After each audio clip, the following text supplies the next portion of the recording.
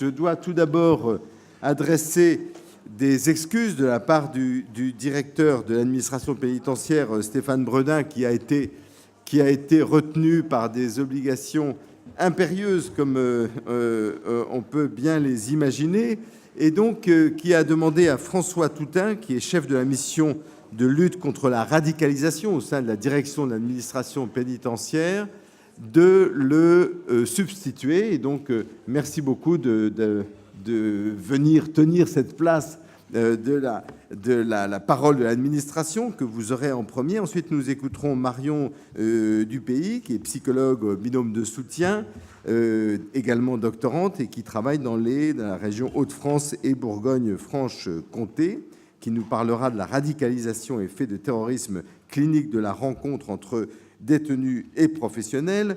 Puis Guillaume Menot, qui est à côté de moi, qui vient de publier un livre qui est psychiatre, pédopsychiatre même, responsable de la consultation de santé mentale à la maison de Villepinte, qui vient de publier, qui va, ou c'est déjà jeudi prochain, oui, on avance sur l'actualité,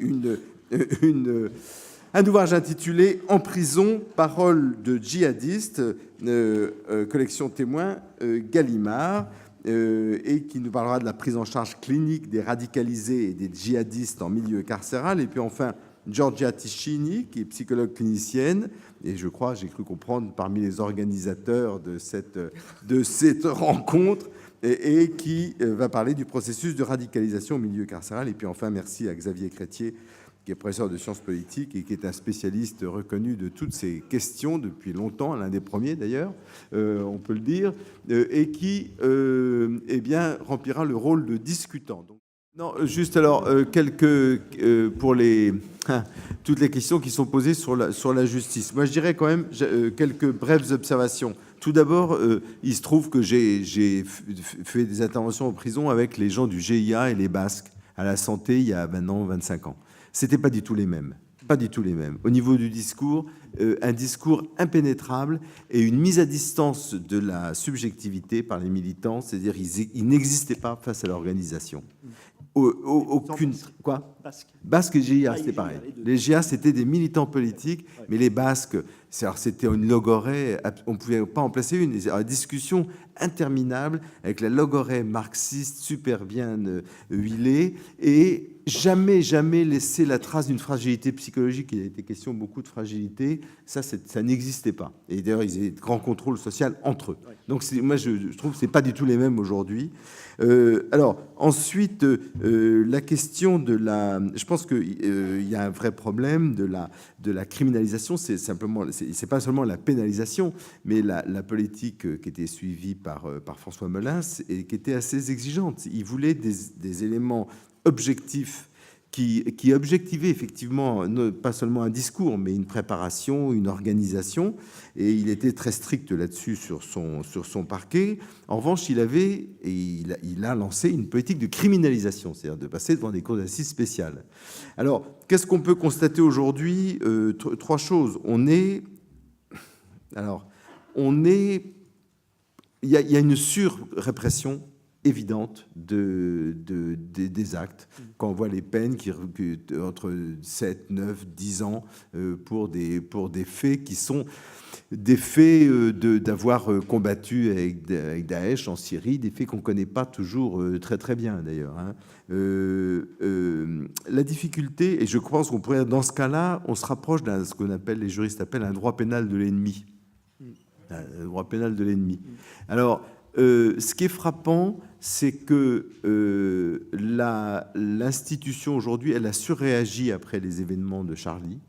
Je trouve qu'elle surréagit de moins en moins et qu'on assiste à la mise en place d'une justice antiterroriste qui cherche ses marques. Alors, la question, c'est le sens de la peine. La question, c'est le sens de la peine. Et il me semble qu'aujourd'hui, on fait jouer à la prison une dimension stratégique de mise à l'écart de la zone de combat et de protection, mais de protection très, très, très basique de la société, parce que c'est une protection pendant la durée d'incarcération. Se pose la grande question des sorties et des sorties sèches, qui est une question devant nous. Alors, je pense que là, il y a la question du sens de la peine. Même si on a réintroduit la perpétuité réelle, Oui, oui. qui est peut-être en lien d'ailleurs avec la question djihadiste. Bien sûr, ouais. bien sûr. Ce qui pose aussi... Oui, alors c'est vrai que la perpétuité réelle, elle sera pour des gens qui ont des sangs sur les mains, oui. du sang des Français sur les mains, sur des faits. Ouais. Bon, il n'y en a pas tant que ça, malheureusement, heureusement et malheureusement. Alors il me semble que, moi je dirais, pour abattre ma dernière carte, c'est que ce qu'on est en train de rechercher à tâtons, mais ce qui se profile dans certains pays, ce qui se profile au Maroc et dans d'autres pays, c'est que, dans le fond, l'horizon de la peine, c'est une réconciliation sociale. On n'est plus du tout dans quoi dirais-je, dans tout ce qu'a décrit Foucault et qui a été. On est dans finalement une attaque beaucoup plus profonde du lien civique, du lien politique, de la filia.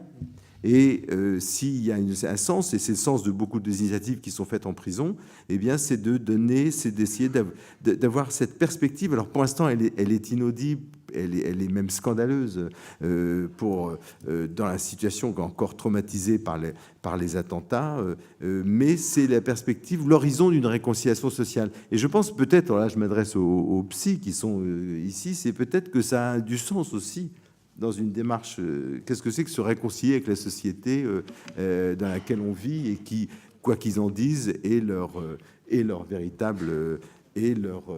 véritable société.